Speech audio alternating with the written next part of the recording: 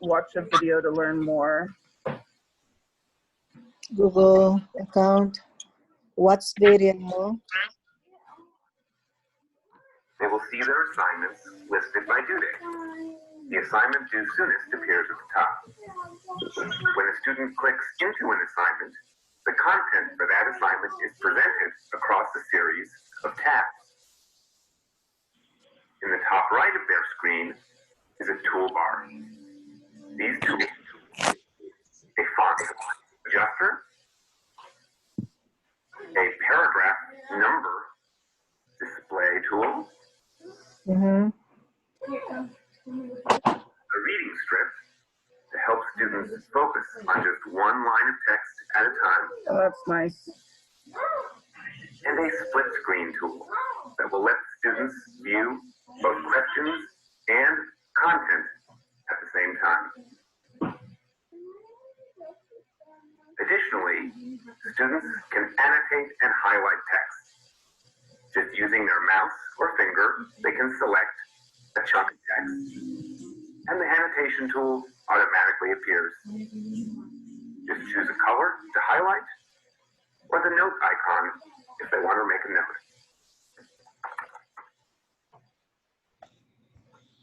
When a student is completed reading and answering questions, they can submit. We'll make sure to tell them if they haven't answered all the questions. Completed assignments will automatically appear in the Submitted Assignments tab. For more information on the experience of students on ReadWorks, visit our Help Center or try creating a student account and trying it for yourself. Okay, so I'm going to create a student account now. So I'm going to log out of my Teacher One, sign up.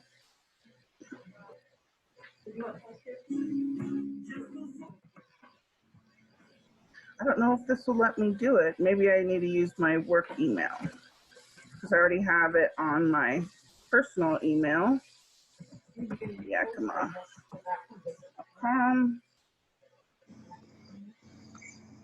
Oh, it says, oops, I am a student.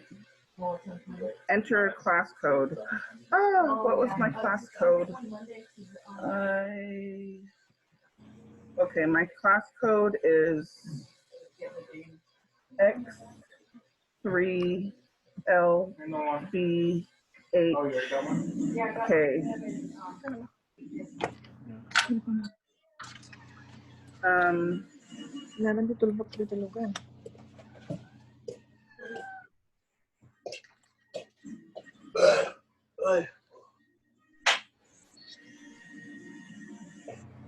All right, so now I'm in as a student. So there is the passage. I can make the text bigger, numbering the paragraphs, side by side. Uninvited guests by Kirsten Weir. Meet the parasites, microbes, and creepy crawlies in and on you. You're never alone. Sleeping in your bedroom, taking a shower. No matter where you go, you have company. A lot of company. In fact, wriggling parasites, a bounty of bacteria, and other assorted stowaways that call your body home sweet home. You've set your whole life with those miniature minions hiding inside you. Okay, you have the first question that says, what is one type of tiny organism that calls your body home sweet home? Mice, bacteria, cats, eggs. So we know it's bacteria. Okay. Big time you got to know them? Wild and woolly, most of the organisms that live on you are too small to see. But you can smell them.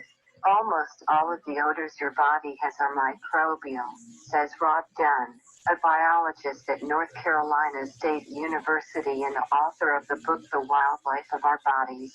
In other words, the smells come from microbes, microscopic organisms such as bacteria. Bacteria on your feet and in your armpits feed on compounds found in sweat. and emits stinky smelling gas in the process. Bacterial waste products are also to blame for morning breath and for the smell of unwashed hair. Just how many bacteria are you harboring? For every you have, you probably have 10 times as many microbial cells, Dunn says. Your body contains about 10 trillion human cells, by some estimates, and The motion exploded. microbial cells. In other words, there are more of them than Udot tunay. many of those bacteria hang out on your skin. Researchers recently looked in belly buttons to see what kinds of microbes Wala kay sanitizer, nagdun sa sanitizer ita. Yeah, we got some. Nagdun sa dili try mo Oh yeah. species Wala mo na po had never been seen before. Something like 600 of those species are new to science, Dunn says. As many bacteria as there are in your belly button, there are a lot more inside your belly. Of all the places where bacteria hide, your gut is the most wild and woolly, Dunn says. Along the walls of your intestines, bacteria form thick mats called biofilms. Those bacterial colonies help you digest food. Some gut bacteria even produce vitamins that keep you healthy. All right, so number 2 says, what does the author describe in this text? The effects of microscopic organisms living on the body, the effects of certain diets on developing cancer, the effects of illness such as cold, flu, and the flu, the effects of practicing bad hygiene. A. I'm going to go with A as well. Okay. Then let's take a look at number 3. Bacteria can be good for the body. What evidence from the text supports this statement? Just as there are 4 major blood types, there are 3 or maybe more different gut types. Bacteria on your skin and inside your gut prevent other more harmful bacteria from moving in and making you sick. Some experts think that without worms to fight, our immune system have gotten confused and turned on our bodies instead. Many antibacterial soaps contain a compound that kills some bacteria, but not others. So I'm gonna guess B, but I think we need to continue for more clarification. Just as there are 4 major blood types, there seem to be 3, or maybe more, different gut types. In 2011, scientists studied people from a number of ethnic backgrounds and found they each had one of 3 different bacterial ecosystems in their bellies. Scientists aren't sure what determines a person's gut type. It doesn't seem linked to ethnicity or gender, for instance. But, they say, your microbe mix might affect your health. Some gut types could make a person more or less likely to become overweight or develop colon cancer. Someday, doctors may even prescribe particular drugs or recommend certain diets based on an individual's personal gut type. Creepy crawly bacteria aren't the only organisms using your body as a jungle gym. Humans often host tiny parasites such as lice, speck-sized insects that hide in your hair and feed on your blood. Lice spread from person to person, but it's a myth that they're linked to bad hygiene. The blood-sucking bugs are equally happy in clean or dirty hair. Oh, all right. So now I'm gonna say it's A. What do you think, Mary? Let's see. Yeah, A. Versus, because it did say that word for word. Yeah. About the 3 or 4 major blood types. Yeah, because they didn't talk about soaps or anything else. But the next one we're into is the parasite, right? Because that's lice would be a parasite. Mm-hmm. Based on the information in text, what can you infer? So that's making an educated guess based on prior knowledge and what you're reading about a person living with a parasite in his or her body. So it's always a good idea to read the question first to guide yourself into your reading. It says a person can feel the parasite crawling on his or her body. A person may be infected with a parasite without even knowing it. Yeah, I think so. Yeah. A person will never be able to tell if he or she is infected with the parasite. No. A person will only know if he or she was infected with the parasite after the parasite is dead. Yeah. So I'm thinking A or B. I'm leaning more towards B. Let's continue with the reading.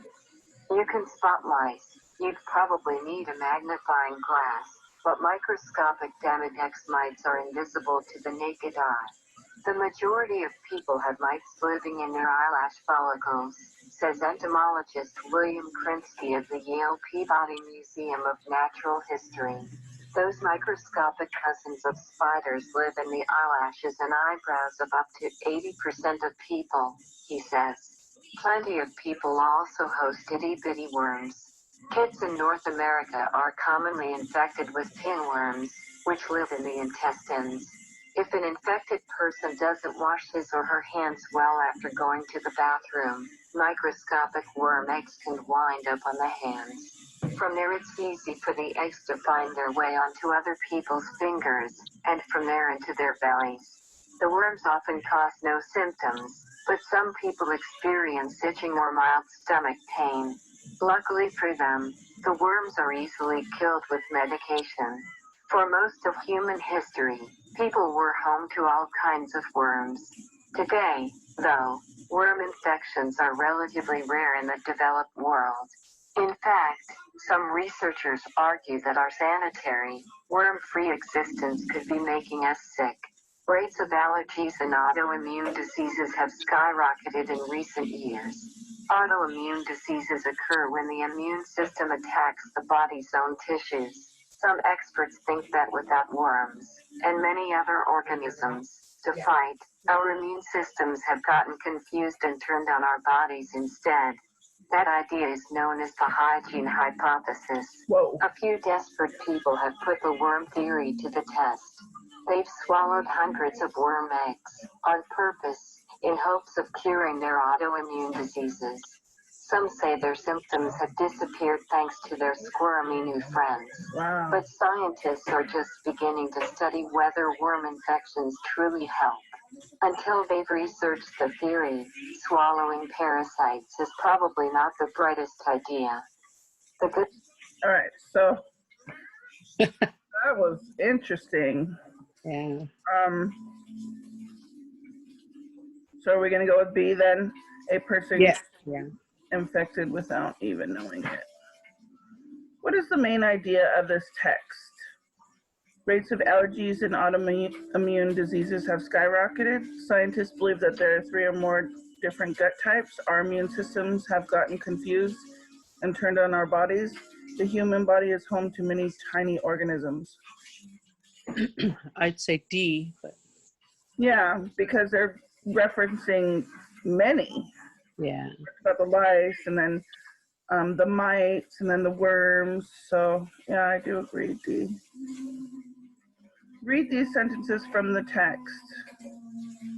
Okay, so we should probably finish up the reading. Guys, you've gotten to know just a handful of the thousands of species that live inside and on you. Are you freaked out yet? Don't be. Most of the species you have are good, says Dunn. Bacteria on your skin and inside your gut prevent other, more harmful bacteria from moving in and making you sick. Besides, you couldn't get rid of your stowaways if you wanted to. Every time you shake someone's hand, touch a desk, or climb a tree, you pick up new species, he says. Scientists are still figuring out what most of those species do. Many of them can survive only inside the human body, so researchers haven't been able to study them in the lab. But the fact that so little is known about the microbes is good news for anyone interested in becoming a scientist, Dunn says. You don't have to study the Amazon to discover new things, he explains. You can just study your cousin. Mind control for the single cell control your behavior. Toxoplasma gondii is a parasite that infects mice, but to complete its life cycle, it must get into the gut of a cat. To do that, toxoplasma changes a mouse's brain chemistry. The infected mouse craves danger and loses all fear of felines. Predictably, The fearless mouse is eaten, the cat is infected, and toxoplasma goes home happy. End of story? Not quite. Toxoplasma infects humans too. It usually has no symptoms, but one study found people infected with toxoplasma were more likely to get in car crashes. Scientists are still sorting out the details, but it seems possible that the parasite could be playing a cat and mouse game with the human brain. Washing up if you're constantly covered in bacteria. Is there any point to washing your hands? Absolutely, says biologist Rob Dunn. It's important to wash away bad bacteria and keep the good. Germs that cause illnesses such as colds and the flu can be wiped out with a good soap and water scrubbing. Washing hands reduces the chance of cold and flu, Dunn says. However, antibiotic gels, wipes, and soaps are a bad idea, he says. Many contain a compound that kills some bacteria but not others. It can wipe out the helpful bacteria on your skin, making room for harmful bacteria to thrive. Whoa. Scrubbing everyone with antibacterial wipes is far more likely to make us sick than healthy, Dunn says. So skip the hand sanitizer and go for simple suds, with regular soap, instead. Washing hands with soap and water saves millions of lives a year, he says. That's hygiene we should be more serious about. Wow. Uh-oh. Wow. Yeah, because we're all using hand sanitizer. Hand sanitizer. Kind of scary. Yeah. Remember they said there's like 6 hand sanitizers that were not good, that Oh, were kind of like contaminated and not to use them, causing more harm. And that's what she just said too. But I think this will get across to the students that why hand washing is a good idea, because there's germs everywhere. We pick it up and then we touch our face, our nose, our eyes, our mouth, so just washing hands all the time. I didn't realize about the hand sanitizer. so Okay. number 6 says, read these sentences from the text. You've gotten to know just a handful of the thousands of species that live inside and on you. Are you freaked out yet? Don't be. Why might the author have used the phrase freaked out here? To frighten readers about thousands of species living in the body. To comfort readers by using familiar and funny language. Yeah, I think so. To make fun of readers who may be disgusted by bacteria. No, I don't think so. To emphasize to readers how serious a topic this is. Possibly. Yeah, that one. But I like the familiar and funny language because it's freaked out. So that type of language is it's informal, right? Yeah. Freaked out, so it's like Yeah. reaching out to connect to the audience. So I'm gonna go with B. Okay. Choose the answer that best completes the sentence. For most of human history, people were home to all kinds of worms. Blank worm infections were relatively rare in the developed world today. So, however, worm infections are rare. As a result, worm infections are rare. Specifically, worm infections are rare. Consequently. I would, yeah, A. All right. Bacteria-thick mats called biofilm. Bacteria-form mats called biofilms along the walls Yeah, of we're done. intestines. What do biofilms help you do? Oh, hold on. Donna, I'm gotta go ask a question. I'll be right back, okay? I'm gonna mute you. Okay. All right, so I'm gonna go here and I'm gonna go back in the article and searching for the words that say about the stomach. Creepy crawlies, no.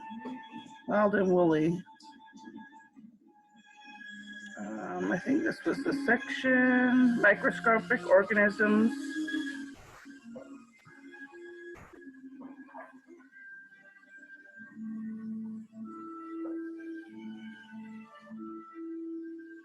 Maybe this isn't, this is skin. Oh, here. As many bacteria as there are in your belly button, there are more inside of your belly. All places bacteria hide in your gut, most wild and woolly. Along the walls of your intestines, bacteria form thick mats called biofilms. Those bacterial colonies help you digest food. Some gut bacteria even produce vitamins that keep you healthy. And here it says, what do biofilms help you do? Wonderful. Let me copy and paste. Yeah! I love it when they computer programs allow you to do that. So that's the actual text evidence. Let's see if we can put in a transition for that. So the question is, what do biofilms help you do?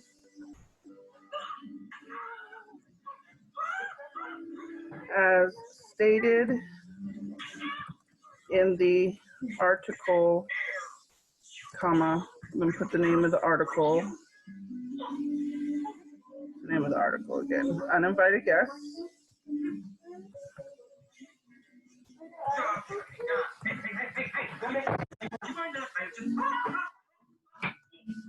It's nice it has a spell check, so make sure you're spell checking your answers. As stated in the article, Uninvited Guests, biofilms help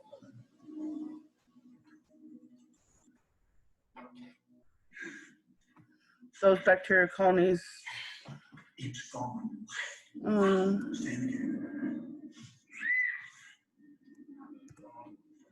Oh no, I just deleted that whole thing. It won't let me undo that delete. Shoot.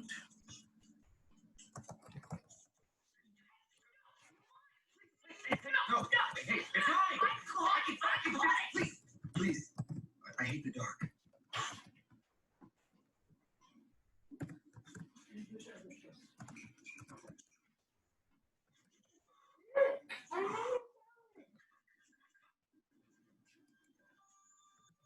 As stated in the article, Uninvited Guests, biofilms help you digest food.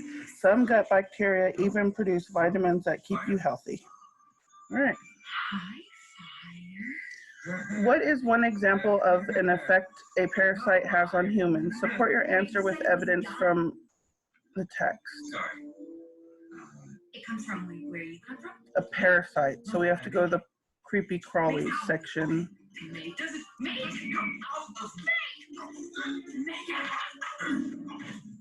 Effect it has on humans. Are you dead? Can I have your fire if you're dead? Somewhere where it says they feed on your blood.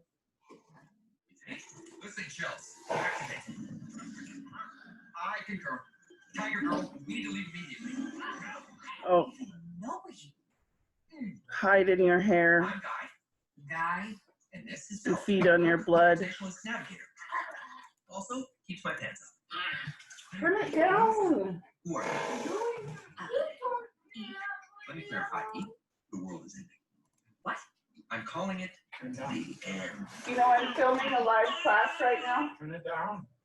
How do you know? I've seen My it. students. It's coming this way. First, the ground is going to shake. And it breaks open. Everything falls in. Fire, lava. I don't mean to sound too dramatic, but Says hide in your hair. Okay, support your answers with evidence from the text. So what is one example of the effect of a parasite on humans? I could even copy that. Paste that.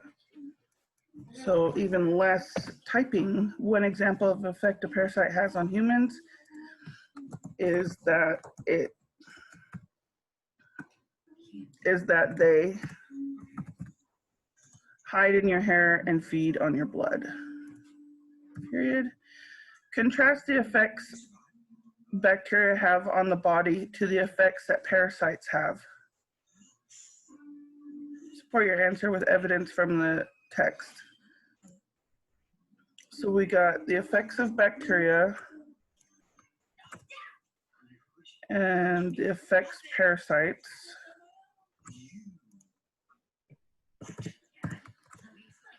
So we'll go back up to the bacteria. So maybe effects of bacteria help.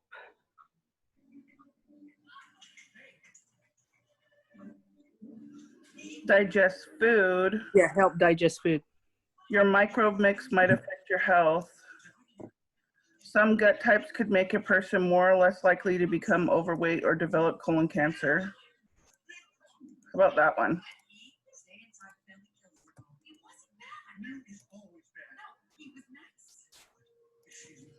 So I'm going to just put the effects of bacteria. Are that they could make a person more or less likely to become overweight or develop colon cancer.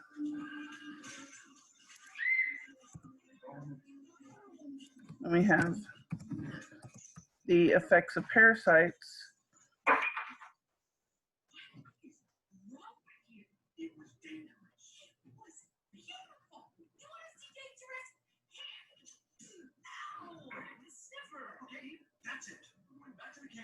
Well, the parasite of the mind control, the brain chemistry,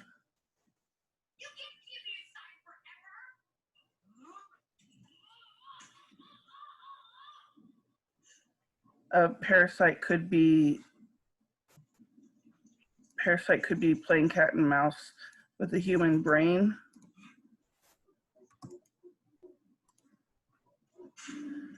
Parasites could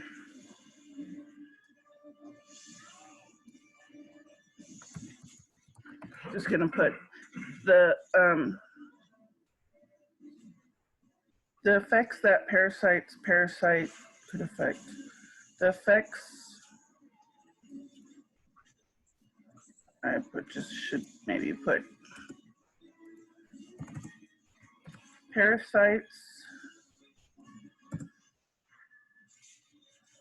That's weird, it's deleting things that I don't need or that I highlight. It's deleting things that I don't want deleted. Parasites could affect the human brain.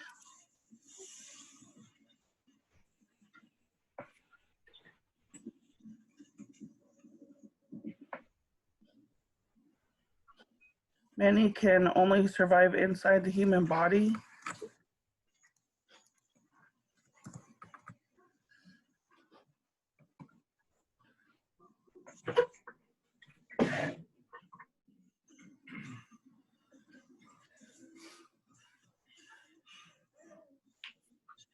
Here's a good one. Bacteria on your skin and inside your gut prevent other more harmful bacteria from moving in and making you sick.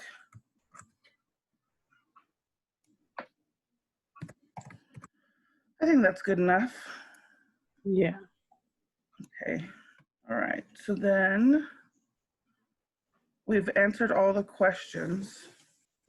Now what? So once once they've answered all the questions, then they submit. Submit. All questions answered. Submit. Okay, so I can return to my assignment. That's all. Submitted assignments. And see that I submitted it. I can see my results. Multiple choice. We got 6 out of 7. Written response needs grading. So that's where we would step in and grade. So we got number 1 right. Oh, number 3 we got wrong. It doesn't give the correct answer. It will in the teacher, when you look in your teacher part, it gives the answer. Yeah. So I'm wondering if then students could retake. Yeah. Cool. So then that's our lesson for today of how you go through read works and answer questions and that's my goal. Is I have several articles picked out. Let's see if I can log out. I'll log into my account, and I can show you. I still haven't. Oh, it's not letting me in. So I picked out several articles that have to do with the pandemic. And here we go. So I'm gonna log in. Okay.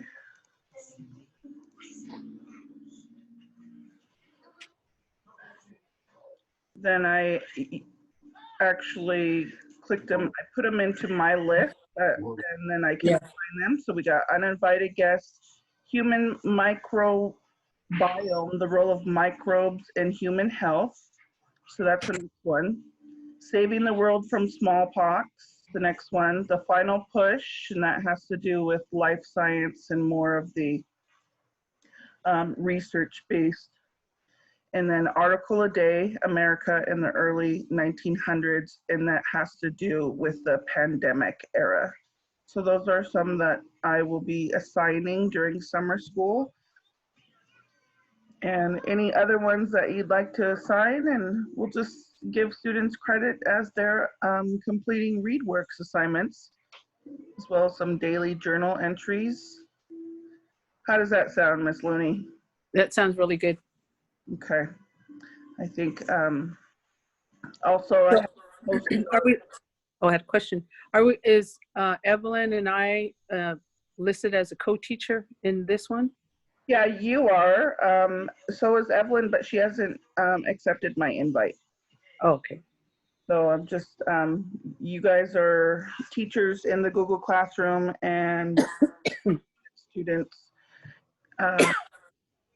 And we're just going to offer a variety of English language arts experiences for them to participate. Credit. All right. I think that's the easiest way to do it without passing out packets, because we're not wanting to do the distribution of packets. Yeah. Transition everything online.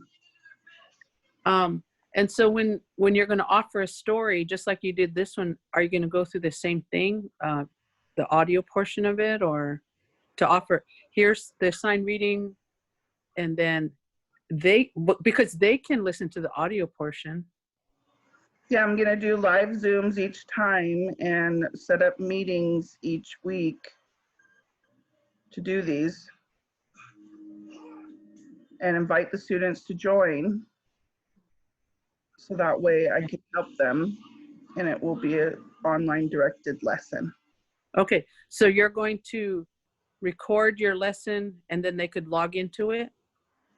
No, I'm going to, like today, this is a Zoom meeting. I invited the students to the Zoom meeting. They're not in attendance. Okay. They were invited to be here right now with us. Okay. Now the next one, they will also receive an invite, and I'll go through the same process again. Okay. Through the whole thing. And like you, we were talking about the answers and the possible, on the questions, the possible answers. We'll do the same thing with the students. Get them to participate, and then I'll be able to log in my ReadWorks and see if students have completed the assignments. Yeah, all right.